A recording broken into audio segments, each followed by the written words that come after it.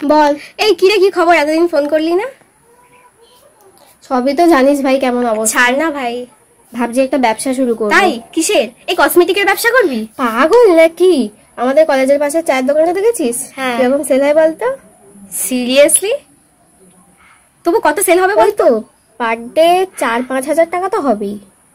এই চল না তাহলে আমরাও শুরু করব। আমি কাপকেক বানাবো, তুই চা বানাবি, পুরো সর্টেড, দুজন মিলে হয়ে যাবে। আচ্ছা আচ্ছা ঠিক আছে, তাহলে চ কালকে তুই আর আমি মিলে ওই চায়ের কাপ ভাঁড় এগুলো সব কিনে আনি। চ তুই জানা আপাতত আমার সময় হবে না। কেন? এখন তাহলে এত সেজেগুজে কোথায় যাচ্ছিস? বয়ফ্রেন্ডের সাথে দেখা করতে যাচ্ছি। ও, আমার বেলা সময় নেই। বয়ফ্রেন্ডের সাথে ঘুরতে যাওয়ার বেলা তো ঠিক সময় হয়ে যাচ্ছে। বল না, আমাকে সময় দিবি কেন? আমি কে তোর? ঠিক আছে তুই যা, বয়ফ্রেন্ডের সাথেই ঘোর সারাক্ষণ।